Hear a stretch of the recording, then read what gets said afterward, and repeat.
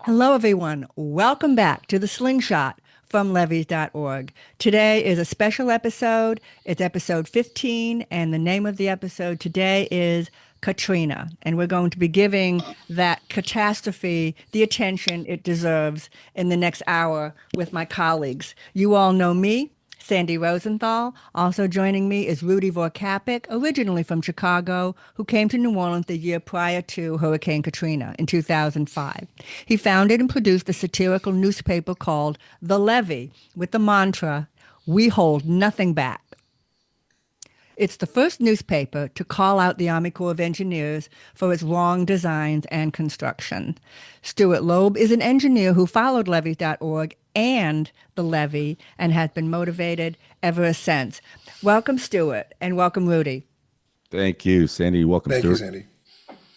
So I'm going to turn the proverbial mic over to Rudy because he claims to have breaking news. Yeah, Sandy. This week I was given some information that I think may have been a source of the indictments against Mayor Latoya Jackson of New Orleans. Latoya Jackson, Mayor Latoya Cantrell of New Orleans. Wow. This week she was indicted. The indictments center around an affair she had with one of the members of her security detail, whom she later appointed to a local housing board and gave what seemed to be very special gifts and attention. And so I have come to understand that the famous Jeffrey Vappy, that's the name of the security detail, the police officer that she's alleged to have had an affair with, that before he gave a recorded conversation to the mayor's Public Integrity Bureau, that there was an early version of his recording, and I have a transcript of that recording. I have a transcript of that recording. And I'm working on getting the recording, but I have a transcript, and it's official. It's on paper. It's on paper and everything. It's official. Well, And then it's so official. it's Release the straight files, up, Rudy. release the files. Here we go. I'm just going to go. It's a Don't question hold and back, answer. Rudy. Oh my Lord. All right. So here we go. The investigator, this is, I'll get all the dates. We'll put all that on the web, on the World Wide Web, as they used to say. All right, and here we go. The investigator. This is the first question to Officer Vappy. Good day, Officer Vappy, and thank you for sitting down to talk with the mayor. Is completely unpressured by the mayor, Public Integrity Bureau. And Vappy responds, "I appreciate the opportunity to put this whole issue of me and the mayor to bed." The investigator, to bed, Vappy, to bed, or to the rack, or to the gravity well, whatever the words are. I'd like the opportunity, in my own words, to put this behind the mayor. Behind the mayor? Yes, you have no idea how much I'd look to put all this behind the mayor again, baby. Okay, I get it. You want to put stuff behind her. All righty then. Given that intro, let's get right into it. Officer Vappy, is there or has there been a personal relationship between you and the mayor based on the city policy that says you're not supposed to do that, and not just because you're both married, but because it's just common sense and detrimental to your paid singular task of providing the mayor professional protection and security? Vappy's answer, no, it was not personal. That's the whole... All right, hold on. No, it was not. Did that go off? Did my video Actually, go off? the image went off Should we just keep going, or momentarily. do you think I should? I think you can keep going. You're fine. All right. Yeah. All right. So here we go. All right. Vappy's response. No, it was not personal. That's the whole problem with this thing. It was not personal at all. It was just sex. The investigator responded, wait, what? Officer Vappy, what? What was that again? Vappy's response. There was nothing personal. It was just doinking. I'm a police officer. I follow orders. Successfully following orders gains promotion. The opportunities for anyone on the security detail to have sex with the mayor was the same as for me. Anybody at all could have had sex with the mayor. I stepped up, filled a void, provided a service. Professional. The investigator. Excuse me, Officer Vappy, but isn't that the definition of an improper personal relationship with the person you're tasked to provide security? Vappy. Well, that is very, very white of you. No, that was just smashing. Totally professional. The investigator, Officer Vappy. I have to formally ask you to fully describe your relationship to the mayor and the difference to you regarding personal and professional conduct. I ask you this under the law established by the great legal scholar Vincent Gambino in the murder trial of Gambino versus the state of Mississippi, when Gambino said to the most honorable Judge Chamberlain Haller, I would love to hear this. And Haller's famed response, so would I. Vappy, professional, like a good old porno. Old school, baby, hard and brutal. Put your gun in the holster stuff. Arrest me, put my hands against the wall, and call me a good mayor. You see, professional, not that new stuff. Like on a clear nights from the lights from the cathedral will shine into the windows of the Pontalba apartment and give it great professional heavenly porno light. Sex in front of the cathedral with the mayor and getting paid. Good sex. Professional of the highest order. And the mayor couldn't be more safe. How could the mayor be more safe? They would have had to shoot me to get to her under me. I mean, think about it. Now, unless she was on top, and we recognize that, so we would go reverse so I could see the door. Just like they taught me when I got my online government administration degree from Weinstein University, where you're taught to embrace the advances of your bosses and have sex to advance professionally. See, there's that word again, professional. Investigator responded, how is that professional? Vappy, the line was clear. During sex, she would yell, do me hard and I'll put you in the Housing Authority board. I'll put you on the Housing Authority of New Orleans board. Professional. I worked for that stuff. Do me, and only you can travel with me, and only we can get one hotel room and make it obvious. I put in the hours, baby. Professional. Charge residents for sex in their apartment that we called our apartment? That's professional. None of this was personal. Investigator. Where in the city apartment would this occur? Vappy. We called it our apartment, and the apartment was in the Upper Pentalba building. But like the mayor said, I only stayed in the common areas. Investigator. What were the common areas? Vappy. Everything inside the door from Jackson Square entrance. Investigator. A nice apartment? Vappy. Oh, it's gorgeous. She made it a real comfortable home as far away from home as possible. Is her family often there? No, not really, unless they're from out of town staying for free. Investigator. So the entire apartment was the common area. Why even call it that? Vappy. Because it was super common to do it all over the apartment.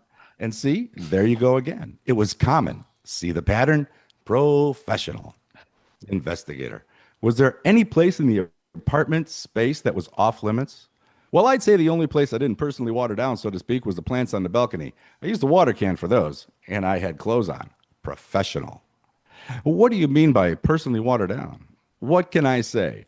Don't go in there with a black light. It'll look like Michelopolis had sex with Jackson Pollock. How many times must I tell you? I'm a professional.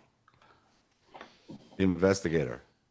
Let me read to you public statements that the mayor has made regarding this perception that the two of you have been playing well hide the beignet on city time, with the allegations potentially costing the city safety, progress, embarrassment, money, and more, especially given that we live 3 more hurricane seasons to go with this mayor, and she's mostly traveling with you at city expense.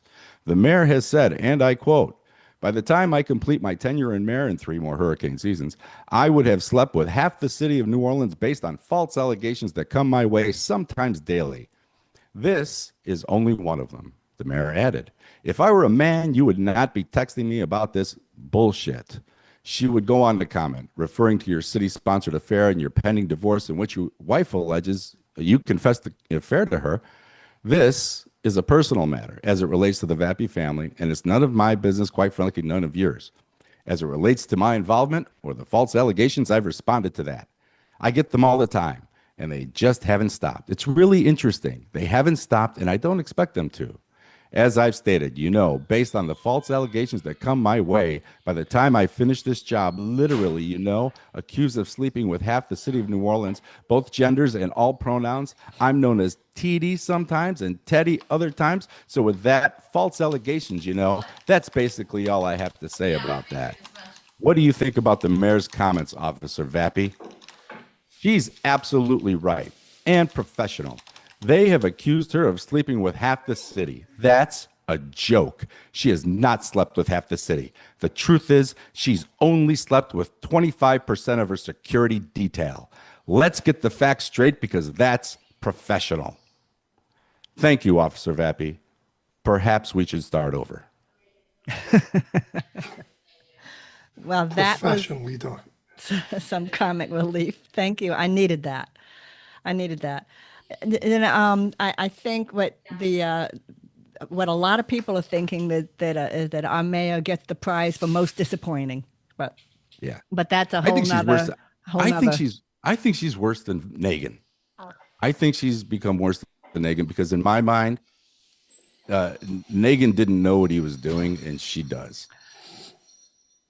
Well, if you could draw an analog to the national situation, Nagin went through his trials and or tribulations and then trials with a sense of there was a sense of palpable shame, and with the mayor, and I would extend this all the way up to the federal chief executive.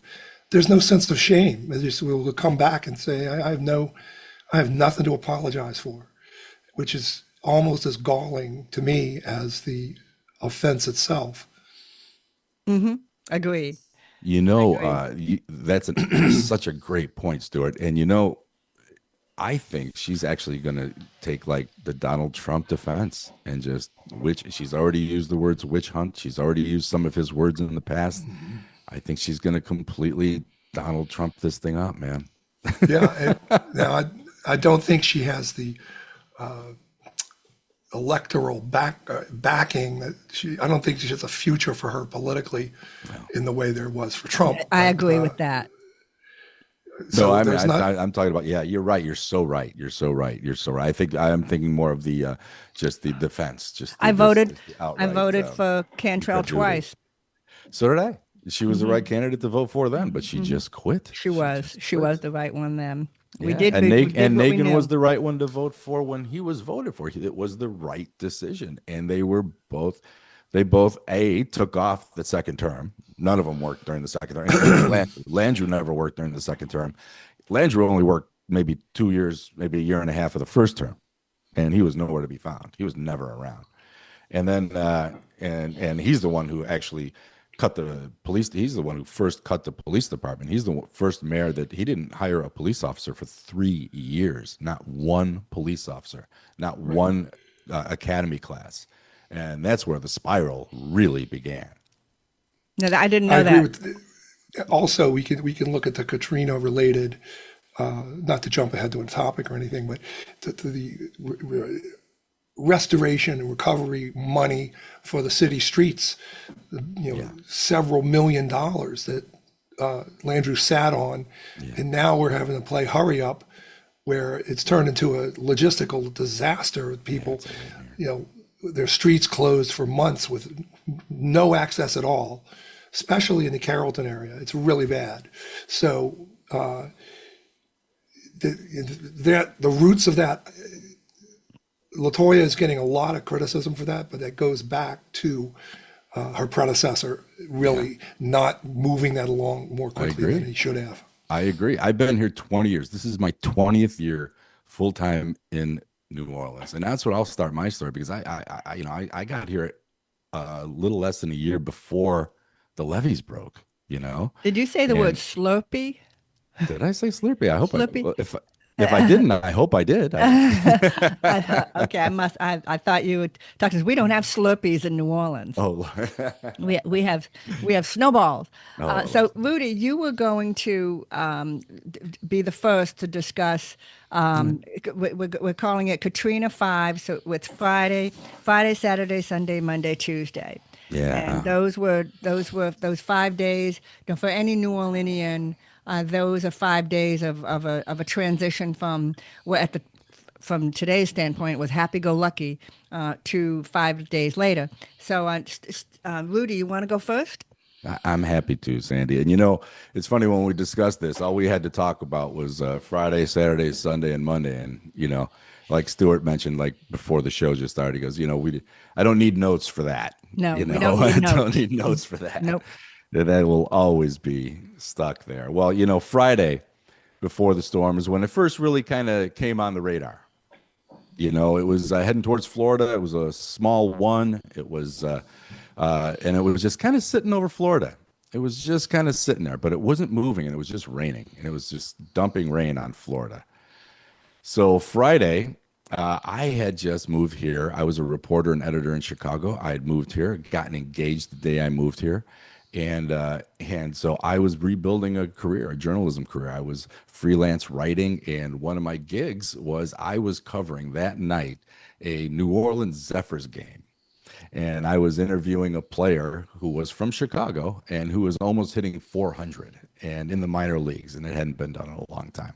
So I was there to interview him, and I was staying for the game, and it was bread night. They were giving away free loaves of bread. Okay. So as I was walking out of the park, my wife had called me about the fifth inning and said, "Hey, everyone's over here. We're having a hurricane party. Come on home." So I gathered up my stuff. Everything was done. I was just catching the game. I left, and on the way out, I grabbed 2 loaves of bread. Now, as a journalist, I never usually grab things. I'm not a big journalist guy that, gets freebies or anything. But I don't know. I just grabbed the 2 loaves of bread, went home, put them in the freezer, and we had a great time. There were 10 people over at the house. We cooked, we drank. My wife made a gumbo. It was a beautiful night. We had a great night. And the plan was to see what was going to happen Saturday. Now, Saturday comes, it starts moving a little bit towards the Gulf, and it starts getting a little bit bigger. Now, the warnings are coming. This is going to get big. This could get ugly. This has the potential. So I decided to board up. I'd never done this before. So that almost ended the engagement because it was just the wife and I. And I don't know. I mean, she expected, we were dealing with huge sheets of plywood, trying to get them on the windows, trying to drill it in. Just me. She's holding it up. I'm blah, blah, blah, blah, blah. It was And terrible. it's hot. It's hot. It's so hot. I mean, it's warm here now, but it is not like it was then right now. It was about 96, I'm guessing, if I remember correctly, about 96, full on humidity. It was hot. It was steamy. And one of our friends came over, and he's cocky in his own right. And he sees me doing this, and he goes, "What are you doing?" He literally called me an idiot. He called me, "Why are you boarding up, you idiot? It always turns. It always turns." After a few minutes, I just got mad at him, and I yelled at him, "Then I'm an idiot. Then I'm an idiot." Right? So I boarded up the house. We raised everything up about 3 feet. Got as ready as we thought we could. Our wedding invitations had just been delivered to the house. Wow. So we hadn't even put them out. So we were going to mail them out that weekend. So we decided to wait to see what happened on Sunday. Sunday came. We woke up. I turned on the TV. We were in bed. I turned on the TV. It's a 5. It's a 5 in the Gulf. I look at her. I say, "Let's go." She says, "Yep." And the first thing we did was make the bed. Yep. I'll Rearranging never forget the it. chairs on the I'll Titanic. never forget it. She's like, "We got to make the bed." All right. So we got to make the bed. And so Sunday we drove and we headed up to my in-laws' place up in Grenada, Mississippi. So in the Delta of Mississippi, and not far from Memphis. And so we were holed up there. And so that night, Sunday night, we went to bed and waiting for Monday morning, waiting for Katrina to hit land. So I woke up first thing in the morning, break of dawn. We only had two cable channels to us up there, CNN and Fox. Would switch back and forth, and just saw it go by. And within about 3 hours, we thought we got through. We thought we were through. We thought we made it. Everybody was the happiness, the relief. There was damage. There were roofs, but we made it through. It was clear. And then it wasn't that long later. Those horrible words. The water isn't going down. Stuart, could you mute your microphone? Okay, So go on, yeah, Rudy. sorry.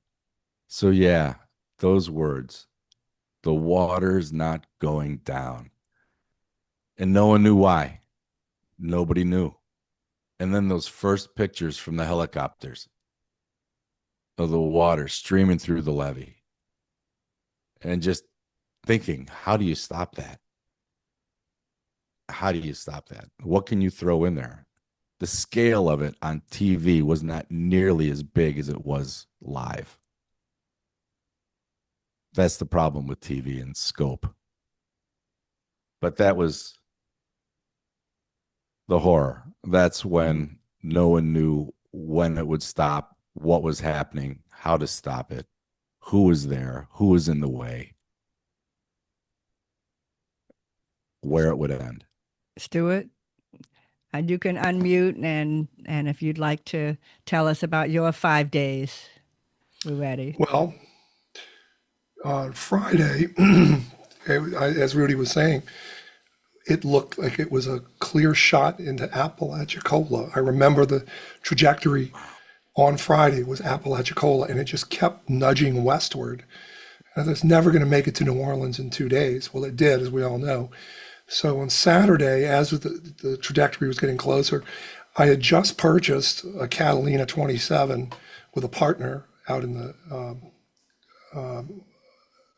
municipal yacht harbor, a pristine boat that literally had been sailed by a little old couple only on Sundays, only on good weather. So it was like a 20-year-old boat, but it was in perfect shape. The diesel engine only had 300 hours on it. And we set up the boat with spring lines, which is what you do with expecting a surge or a tide. So as the boat goes up, you make a long connection from the bow to the as far as you can, so that there's more of a range that the boat can elevate and then come back down in storm surge, because we knew Of there would course be you did. a You're an tide. engineer. Of course Well, you also did that. also a boat owner, So we did A what we thought. non-engineer would say it goes up and down. Yeah, but if you have a boat, you have to know how to deal with spring lines when you're talking about, tides and storm surges. But tides, we weren't thinking storm surge. So we set up the boat and left on Friday. And then Saturday, the storm kept approaching, and we went to Le Petit Theater in the old children's theater on the side where the restaurant is now. And there was a production with starring Sean Patterson and Gary Rucker, and it was The Bible Abridged.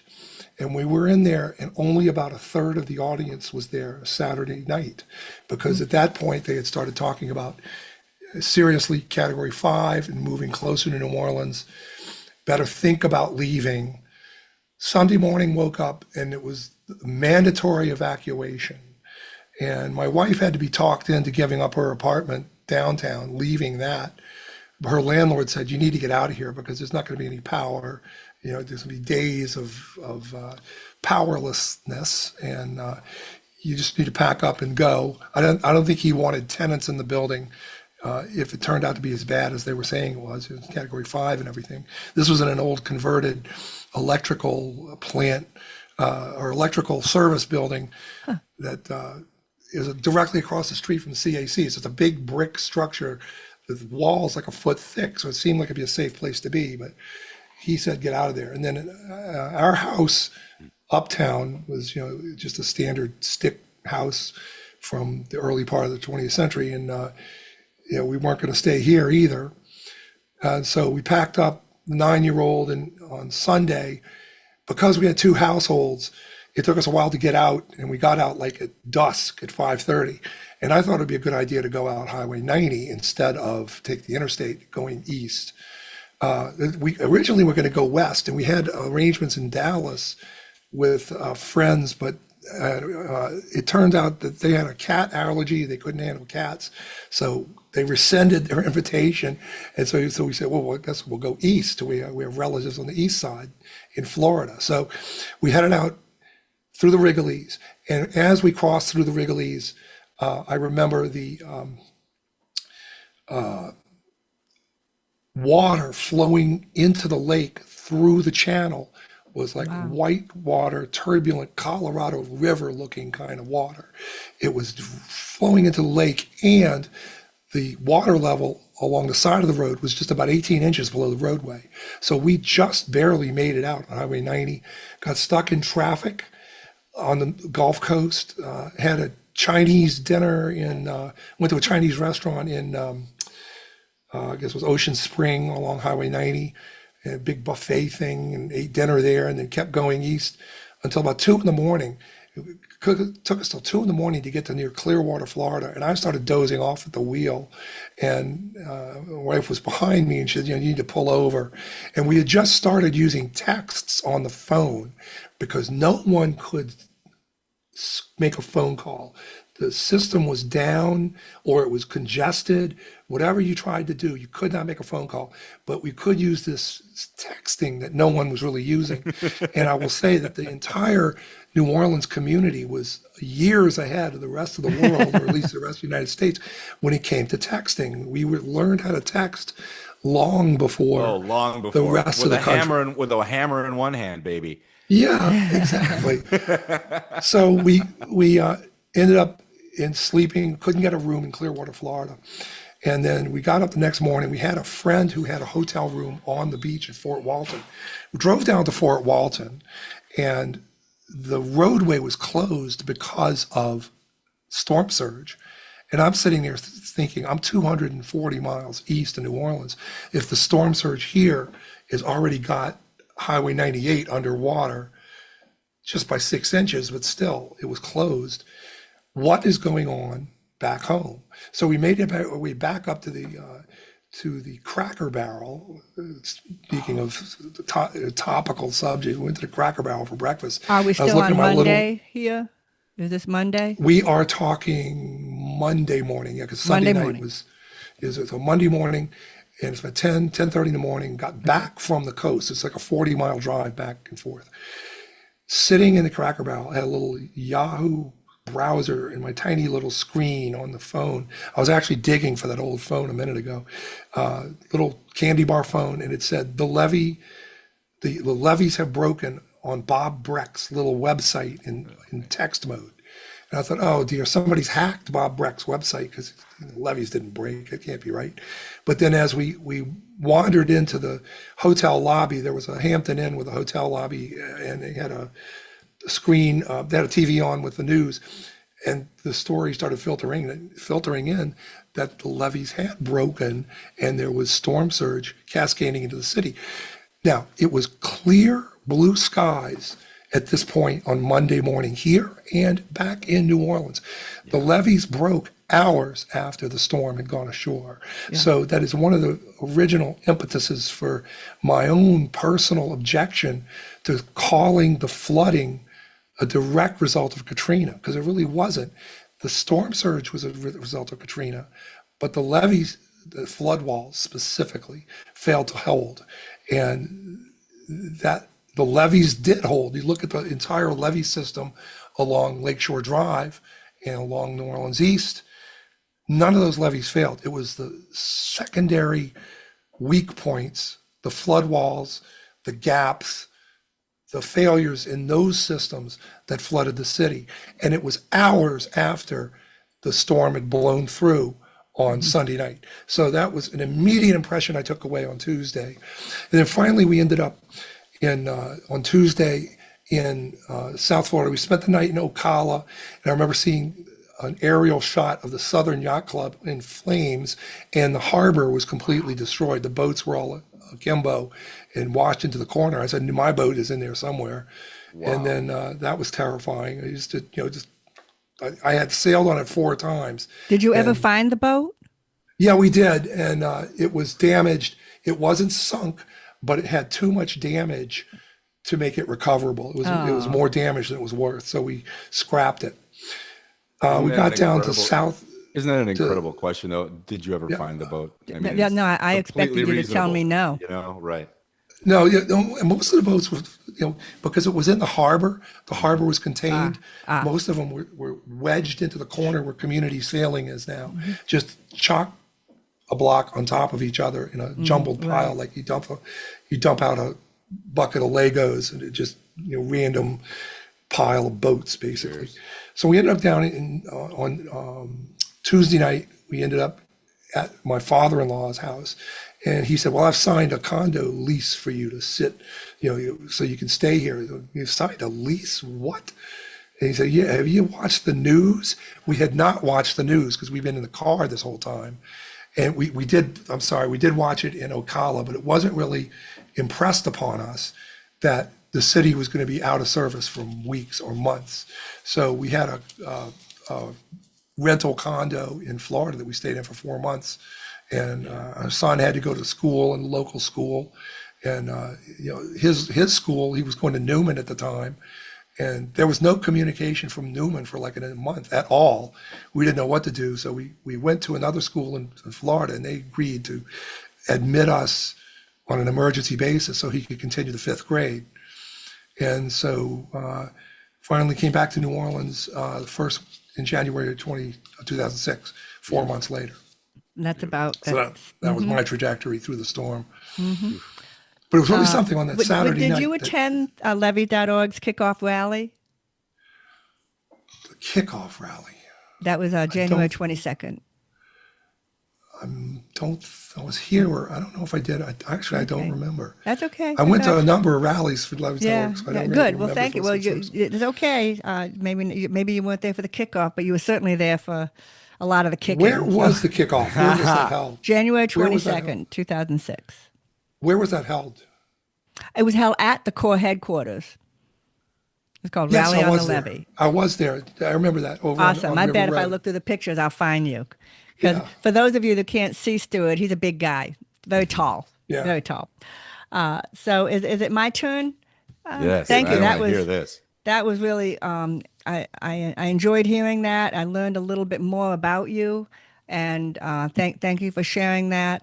My story, I'm going to keep it just to Friday through Tuesday. Because I've written a book about everything else. Anyone really wants to know that badly, it's in my book. But Words Whispered in Water. On Friday, me, my husband, and my 2 sons were actually in New York City. We were visiting my daughter who was in college. And at 5 o'clock in the afternoon, we got a phone call from my brother-in-law who was in New Orleans. And he said, the models have changed. My husband's in the insurance business. And he thought he was talking about the insurance models. He says, no, the hurricane model has changed. Now Katrina is headed to New Orleans. Well, here we are. We're in New York City. So this is Friday afternoon. Saturday morning, we flew home. We got the first flight we could get out was, I think we found this out at 5 o'clock in the afternoon. We got the first flight we could get out was Saturday morning. We showed up at the airport in New York City, and it was full of the area where just before you get onto the plane, the waiting area, was full of young people with Mardi Gras beads going to New Orleans. And my husband wanted to stand up on a chair and yell, "Don't go." Right. Don't go. As he had been here for Betsy 40 years earlier, and he had also seen what Hurricane Andrew did to Florida. But he didn't because this was only 4 years post 9/11, and he was afraid he would get arrested. So he resisted the temptation to say this. We all got on the plane. We all flew home. We arrived in New Orleans at about 1 o'clock, and we immediately spent all of Saturday boarding up the house, and it is hot, heavy work. We boarded up our house. We moved all the furniture up as high as we could because we didn't plan on the levees breaching, but we figured there'd be high water. So we moved everything that we possibly could. We put big pots of water into the freezer because that would buy you time if the electricity went out. That could buy you several days if you have frozen water in your freezer and in your refrigerator.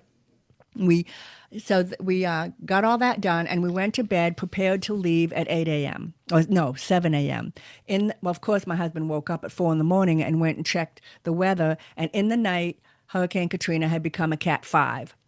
He let us sleep until 6 a.m., till 5:30 a.m., woke us up, and this was his words he used that he woke us up with: "Pack like you're never coming home." Like, Dad, that's a heck of a way to wake me up. That's what he told my sons and me. So we all jumped out of bed, loaded up our suitcases, and were prepared to get into the car. And as we're getting into the car, my neighbor across the street, they're in their 70s, and they had only moved to New Orleans a couple of years prior. And we tried to talk them into leaving. And Mr. Prince said, I was in the army and I can take anything. And he said, and we've had hurricanes on Long Island, New York as well. This is going to be different. The trees are going to be down. There'll be no electricity. He said, what about your wife? And Mr. Prince looked at us and said, will you take my wife? No, get in the car and get out of here. I mean, you really had to beg and plead with older people. They are stubborn. And I'm one of them now, and I guess I can attest to that. And also, just like with you, Rudy, as we're loading our suitcases in the car, my neighbor walks by walking his dog, and he told us he's not a nervous ninny. He's staying. And we did the same thing you did, Rudy. We said, well, I guess we're nervous ninnies then. Goodbye. And we got in the car. We drove out. We drove with the dog, by the way, my two sons and the dog, my little Chester, the dachshund, drove to Jackson, Mississippi, where we'd had hotel rooms reserved all week long. When this first storm was first spotted the Monday prior, we were afraid this would happen. So we drove to Jackson, Mississippi. It took, I want to say, about 6 hours, I want to say. We didn't get in until evening. And then we went to bed. And so this is now Sunday. And we got the outer bands of the storm Sunday night, and Monday morning there was no electricity. The electricity was out in Jackson, Mississippi, because Hurricane Katrina went up and went through, past to the east of Jackson. No electricity. So now we have to evacuate again because there's no electricity at this hotel. And I had so to do this the time we got in same the thing, car. Sandy. Yeah. Keep going. I had the same thing. Go ahead. And drove, this time we drove west to Lafayette, Louisiana. So now it's Monday night. We still hadn't heard anything. We'd heard that Katrina dodged the bullet. We had heard that New Orleans had dodged the bullet. It was unsettling and upsetting and stressful, but we hadn't heard any bad news yet. We drove to Lafayette. We found hotel rooms in the Drury Inn, right there by the interstate in Lafayette. Went to bed, slept a very uneasy sleep, and it was Tuesday. During the afternoon that we got the first reports. The levees had breached, and what we heard, what gangs were roving through New Orleans, breaking into each house one by one, which none of it was true. I mean, the possible odd chances of someone being spotted breaking into something was probably people looking for food. That you realize this is now Tuesday, and all those rumors were dispelled afterward. And the reason there were these rumors is communication was 100% down.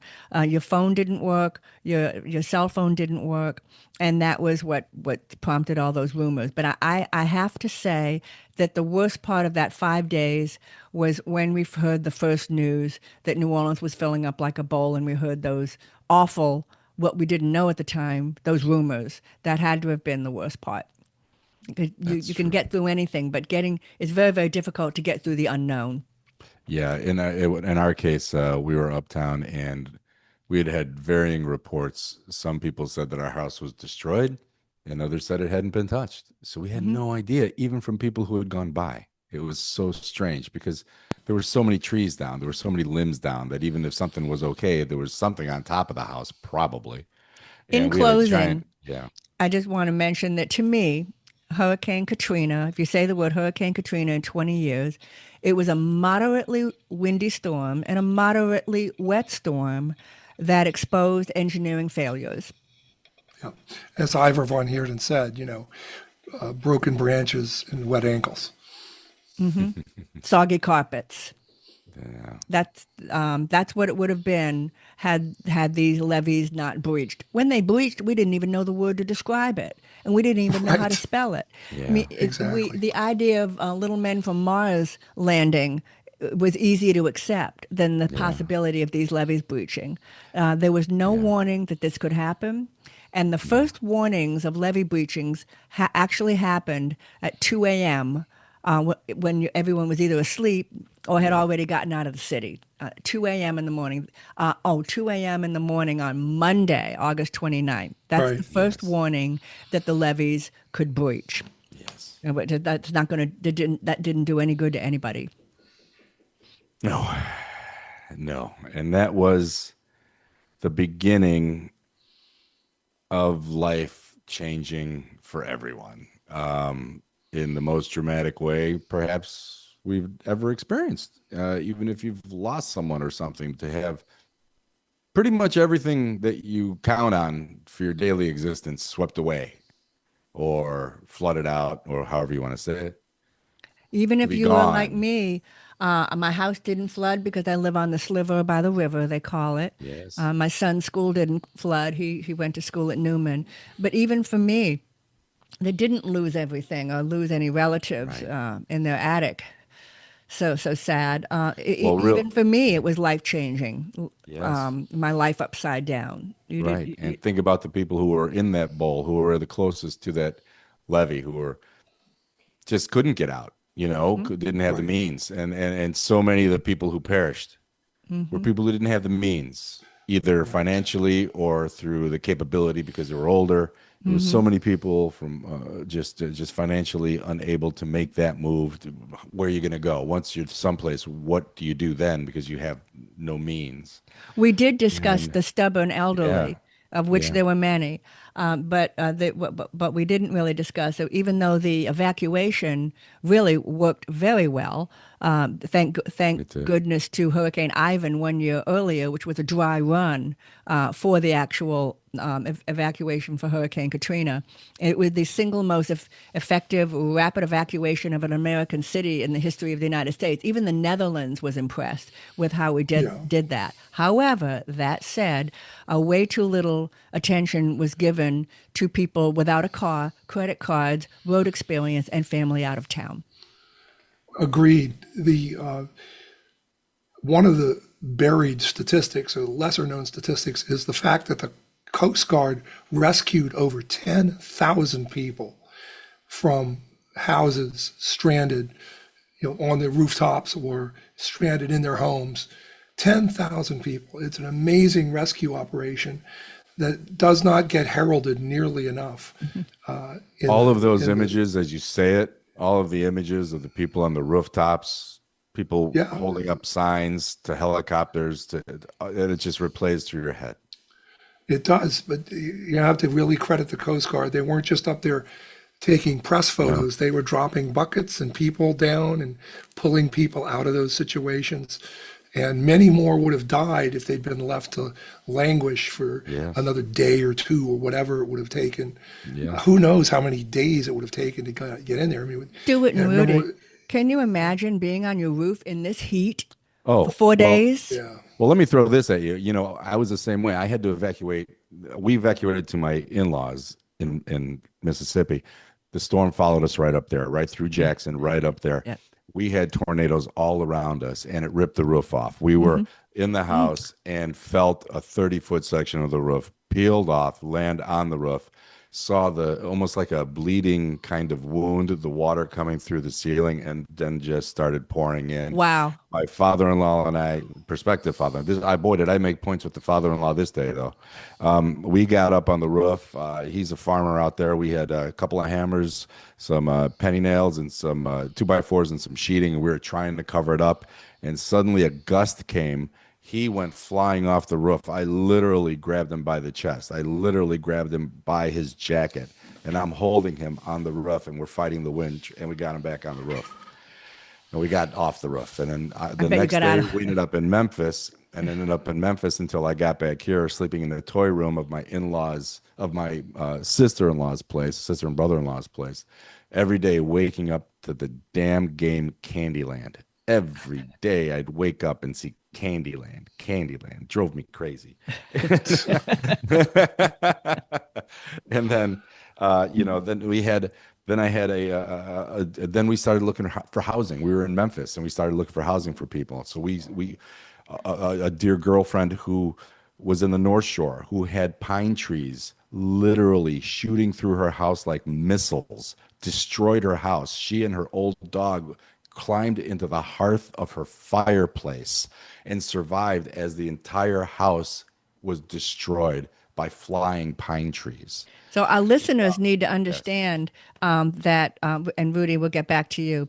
So Cheers. the Hurricane Katrina that Rudy is discussing right now is the upper right-hand quadrant where the wind is most powerful, and Yes. that's what hit just east of Jackson, Mississippi. Yes. The storm that hit New Orleans was the weaker side.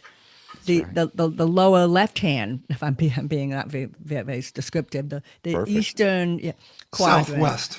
Yes, the southwest quadrant, which is moderate wind and moderate rain. So I just want to be clear. I didn't want to confuse our listeners with Hmm. the Hurricane Katrina that New Orleans experienced was not that. Yes. There were no tornadoes in New And then Orleans. to exactly your point, Sandy, in Waveland, my wife's aunt, almost 90 years old, lived right on the beach. It was her retirement place. She could not get rescued. And so she got a call from a friend that she used to babysit when she was a little girl who lived a half mile inland. They were just checking on her. What are you doing here? My son can't get in. They brought her there. The storm surge went right up to them. She was in a rowboat with three other women as four men were holding a rowboat in a carport through the entire storm. And they sat there with no one getting to them for 5 days. Literally, literally sleeping on wet mattresses. They'd put the mattresses out in the sun during the day to try to get them as dry as possible, With a sleep on them at 90-year-old night. woman? She was almost 90 at the time, Oh my and she was gosh. just starting dementia, things like that. But her entire condo, she was in like in a 3-unit condo, was gone to the foundation. To the foundation. It Yeah. was not found. It was not found. That was Mississippi. That was Mississippi. One of the things I didn't mention was that we evacuated with 3 cats, and cats in a car for 8 and 10, 12 hours at a time is it's an Miserable? experience. And as it happens, I'd like to introduce you to one of those cats right now. Aw, a This is the black new cat, my favorite. He is 23 years old. Oh, That's not very black. funny. It's a tabby, a gray tabby. He was 23 a years Katrina old. evacuee. He was 3 years old when Wow. Katrina Cat. hit, and he's a very old guy now, but he's very sweet. Wow. I don't know about that, but he was. You remember Katrina? You remember being evacuated? No, I don't think he does. All right. But I have an almost similar story. This haircut, which I got today, was at the Supercuts on the Riverbend, which was the first business to open uptown after Katrina. And because of that, I cannot get my haircut anywhere else. You have to do it. I cannot. You're I so feel grateful. guilty. If I get stuck and I have to go someplace, I feel guilty. I get the shakes. I get nervous. I don't like it. Absolutely. Interesting. No, it It's affected us. I had friends who were the managers of the Acme Oyster House. They thought they were being smart. They got booked into the Hotel Monteleone, one of our nicest hotels in the city. And by Wednesday, with no power and no water, they realized they had to get out of there. They had no transportation. They went to the Acme Oyster House and took the Acme Oyster truck that they had keys to and made their way out of town. Smart. You had to be smart. You had to think You had to outside be the smart. box You had to think like you and never color thought before. outside the lines. yeah, the Monteleone and the Roosevelt were long-time hurricane destinations for old timers in New Orleans. But I think those days are gone now. I think so. I think so. We were Can you talking believe about you get nervous if you go to a different supercut. For months I was flat out unable to relax. So what do you mean? I mean relax meaning sit down and watch a little TV, watch a rerun of Seinfeld. Just relax. I couldn't. It was incapable of relaxing. And every single morning when I woke up, I'm a good sleeper. I put my head down on my pillow. I sleep all night and I wake up in the morning. I'm very fortunate. But when I did wake up, I would snap up to a sitting position, bolt upright, and go, "Oh my God, the levees are broken. What are we going to do?" And that went on for months. believe you. And that was my form of PS post-traumatic stress syndrome. PTSD. I know several people who suffered badly. The girl I was telling you about, whose house was destroyed, well, she sat in the hearth of her fireplace with her dog. Uh, had it terribly. Had it terribly. We got her mother situated in a beautiful spot in Memphis. Things like that. We had, my Lord, there's so many stories. So There's many. just so many stories. It is pretty And we're just amazing. three people. And we had Yeah, 100 and I'd say 750,000, 850,000 people in the greater New Orleans. yeah. And all of them have stories. And you know, Sandy, so a year after this, I would have, so in a few days after Katrina, after the levees broke, after the levees failed, a few days later, Dennis Hassert, the former House Speaker of the United States, he would make a comment to say that he didn't believe, and it was political, purely political. He would say that he did not believe the federal government should refund the rebuilding of New Orleans, which essentially meant that the Speaker of the House of the United States Dennis did Hastert. not believe Dennis Hastert, a And I believe pedophile he also and a thought it should fraudster, be a, paved ped- over. a Didn't he say pedophile that? and a fraudster, who said yes, it didn't believe it should be rebuilt, and that got me so angry that comment is what led me to start the New Orleans Levy newspaper. I didn't know that. So it's amazing how It was that that's particular what it comment. took. It was that It was that that. pushed me over the edge and said I have to do Put you over something. the edge. I thought about it. I came up with the name literally within 20 minutes. What was the date? Oh my Lord, You that could would be have been. approximate. I think it was about. I can't remember if it was 3 days or 3 weeks after. Okay, but this is right It after the was right storm. after the storm, And and in then my I spent case, the entire summer telling everybody the New Orleans Levy newspaper. I got it. I got to do and this. you I got did to do it. this. So, And you did and it. we And did then it, for and those we of you who pulled that looking, off. watching the video version of this, you can see one of the advertisements behind you, That was one of our the newspaper the New boxes. Orleans levy. So what I'm going to say about the what drove me to start levees.org was a man from Alexandria, Louisiana. That's a town about 4 hours away from here in northwestern Louisiana. He told me that the people of New Orleans should not have been living here because just more hurricanes are going to come and we shouldn't have been living here in the first place and we don't deserve any help. Yep, he really said it, and It's and funny. that did it for me. It's And the pretty date funny was how October myopic people can 28th, be. Yeah, 2005. I did it. yeah, I did it because yeah. if he felt like that about me, he felt like that about all of us. Oh yeah, and think about how that extrapolated to other aspects of his life, not just there. So Yeah. that's not fun. If And I ever meet him, I have to thank him though. in some strange way, if I ever meet Denny Hastert, I do not have to thank him. I Yeah, have to thank him. I don't even know if he's around anymore.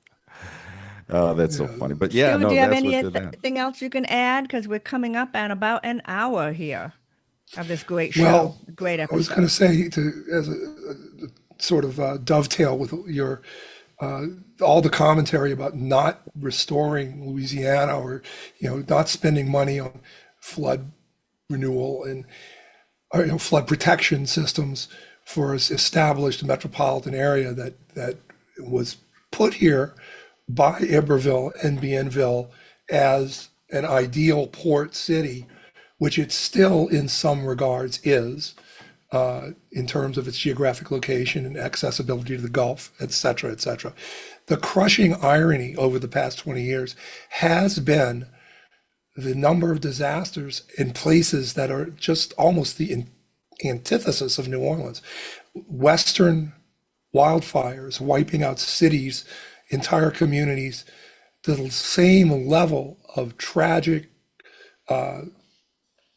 interaction between Mother Nature and people living on the edge of that Mother Nature's domain. But the people Asheville, don't North know it. Carolina. Asheville, North Carolina was one of the top destinations for people to relocate. Many, many New Orleanians ended up there. And then a hurricane of all things dumped enough rain to flush out valleys with lethal floodwaters. That you couldn't script it with more irony. And then then, in then Dallas, Yeah. the Dallas incident with Dallas. the little the camp full of little Oh. girls. Yeah, Yeah, the Texas Hill Country. Yeah, unimaginable, And then unimaginable. Even Aaron, just last week, Ellen. even Aaron, Mhm. I think if I'm not mistaken, it magnified more quickly than any other such storm, is what I right. was Yeah, hearing. it That was. it, I was watching it. The models were predicting Category 3. 12 hours later, it was Category 5. So the The storms are models missed developing it. faster. and they're developing faster with more fury and less forgiving. That's for sure, if they ever were anyway. But It's those yeah, space that's where we lasers. are. Space lasers. We need space lasers. Well, we can just drop an atomic bomb in the hurricane. Rudy, do you Sorry. have anything else you'd like to add? We're You coming know, it, actually past 1 hour, which is sure. a Just record for real us, quick. but this topic deserved it. I feel that way too. And I just to dovetail on what I had said about Dennis Hassert and whatnot. The thought in my head at that particular time, and I remember it very very succinctly, was how in this country, and I'm a baby boomer born in 64. I'm a great bridge between the great generation and everything and the baby boomers. I'm so related to the generation before me and after, so I love my history. And how could you not get behind the rebuilding of a great American city? How, no matter your politics, could you let that be your example to the world? That when something happens, we run away. That's That's not my America. a And that's what great got final me remark. angry. That's a great final remark. Did I jump in too soon? Okay. Um, so at my final remark, it will be I'm going to tell a little tiny story. My friend, Mr. Lonzie Beeman, he lived in the Gentilly area of New Orleans, which flooded because of the Army Corps' failure of the London Avenue Canal. And he used to joke, 4 months after the storm, he used to joke, yeah, I couldn't get to my place because there was a house in the middle of the street caused by the levee breach. And he made a joke about it. And that's what we did. We joked and we hoped. And we held together and we stuck together. And the even though we lost, there were 1,400 lives lost and lives turned upside down, but we've reorganized in New Orleans. We've come back. We're resilient, and we've met a lot of great people that otherwise would not have met. I never would have met you, Rudy. I never would have met you, Stuart. And I wouldn't have met Mr. Lonzie Beeman, who used to joke about he couldn't get to his place because there was a house in the middle of the street. But that's how we New Orleans, we get through. And thank you all for joining us today. I hope that you liked this episode. Be sure to rate, subscribe, and like the podcast, The Slingshot from levees.org, on all of your favorite platforms. And be sure to tune in to the next episode of The Slingshot. Thank you.